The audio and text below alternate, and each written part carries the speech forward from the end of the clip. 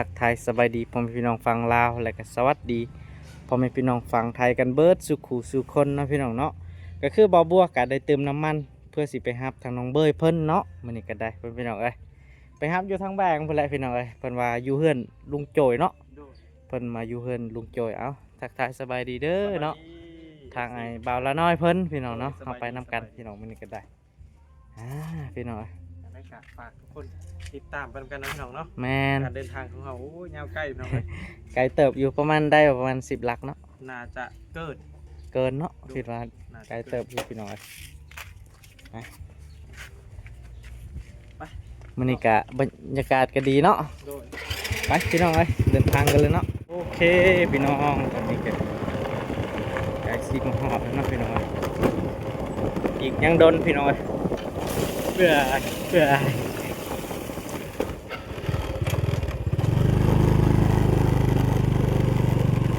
ยังโดนเพื่อสิมาฮอดเกินลุงโจ้ยนะพี่น้องท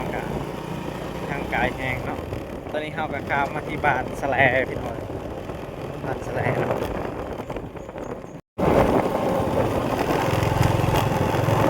บ่าวบัวก็สิอัปเดตไปเรื่อยพี่น้องเนาะ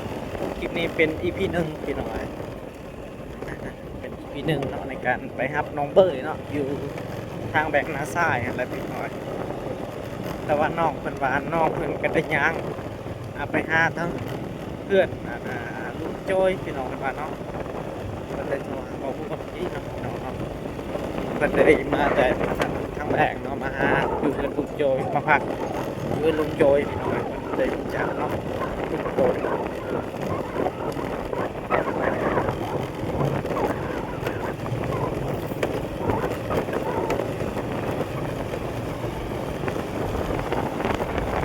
โอเคพี่น้องเนาะก็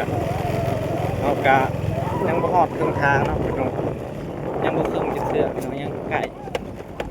เส้นทางก็โอ้เขางามแฮงพี่น้องเ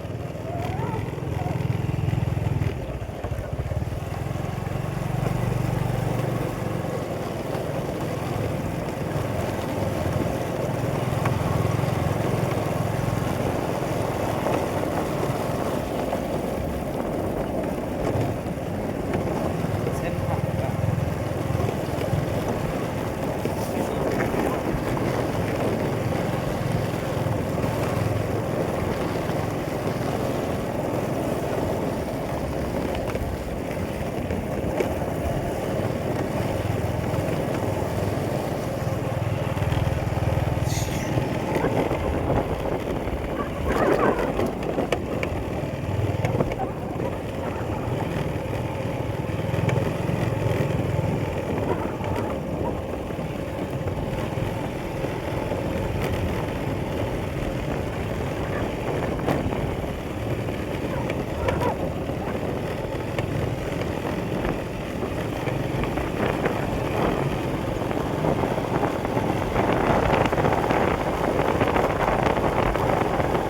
โอเคเนาะพี่น้องเนาะตอนนี้กับบ่าวบัวก็ได้เดินทางมาสักพักหนึ่งนะครับพี่น้องเนาะ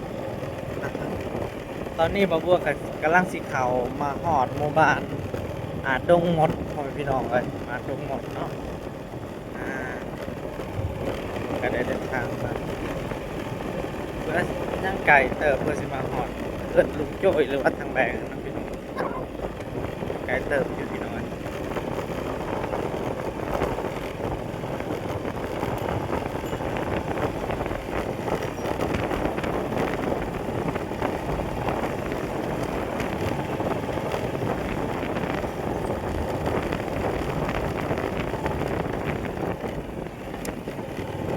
เดี๋ยวบ่าวบัวก็สิได้อัปเดต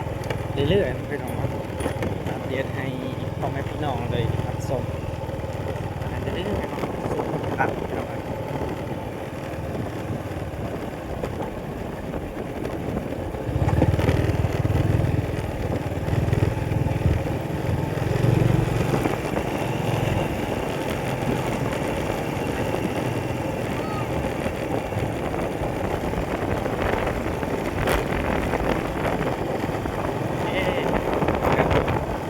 เส้นทางแดงแล้วนะพี่น้อง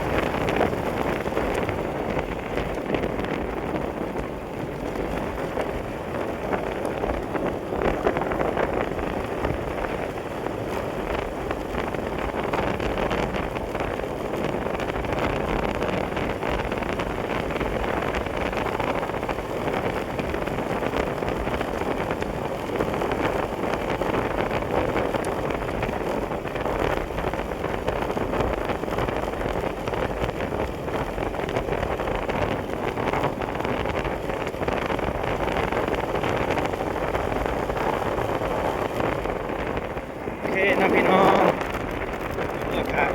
ฮอดทางงามแล้วนะพี่น้องทางแรกคือเก่าแต่ว่าสิงามกว่าเก่านะพี่น้อง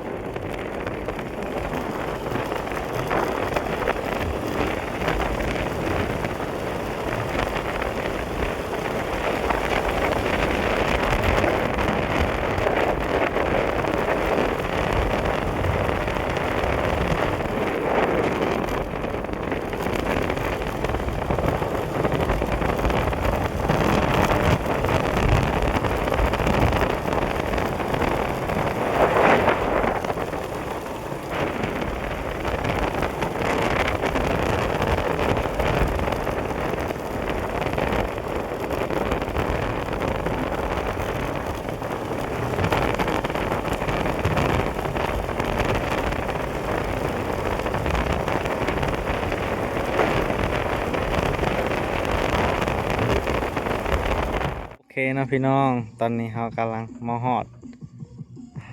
เดินลุงโจยนะพี่น้องซึ่งทางน้องเบอร์เพิ่นกะหาอยู่เพิ่นลุงโจยเนาะ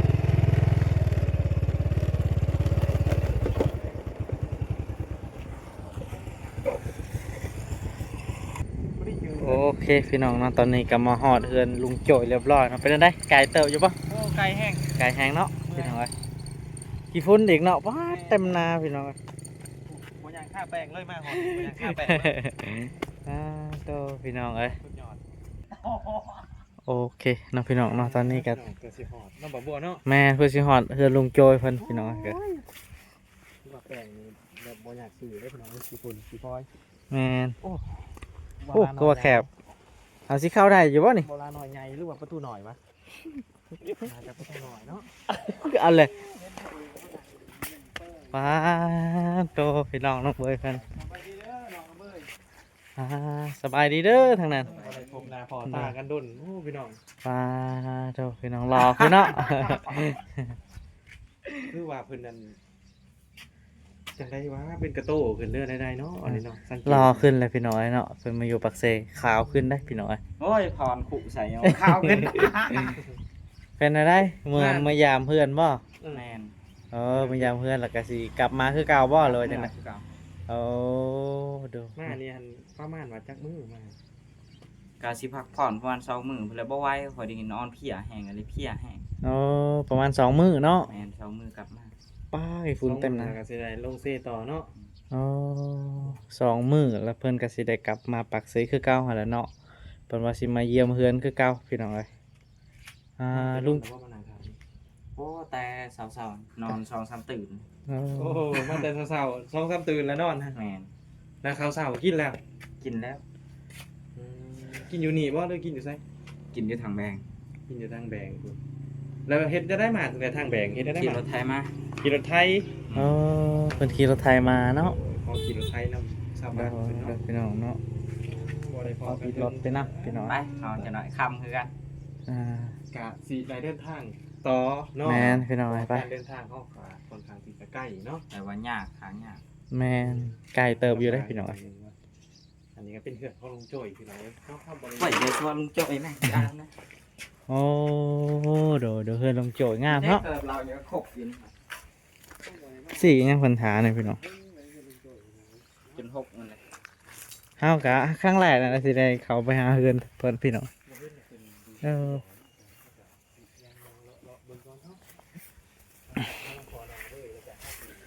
อเพิ่นบ่ได้ใส่ใดวะเพิ่นบ่มีน้ำได้นะพี่น้อง เศษเศษนั่นแหละเนี่ยตา เป็นจังได๋ดีใจวะ ดีใจแล้วไป ไปพี่น้องเอ้ยปลาเอาขากอะไรเนาะสีตัวนี้ขึ้นนะเว้ย มาเด้อไซส์ FC ผู้จะเบิ่งหน้าค่อยบ่ได้ยานช่องแล้วแม่ โอเคพี่น้องก็มาพอกันอยู่เพื่อนกันเลยเนาะพี่น้องกะโอเคเนาะพี่น้อง ตอนนี้ก็มาเฮาก็ได้มาหอดเฮือนเรียบร้อยเนาะน้องบอยเนาะ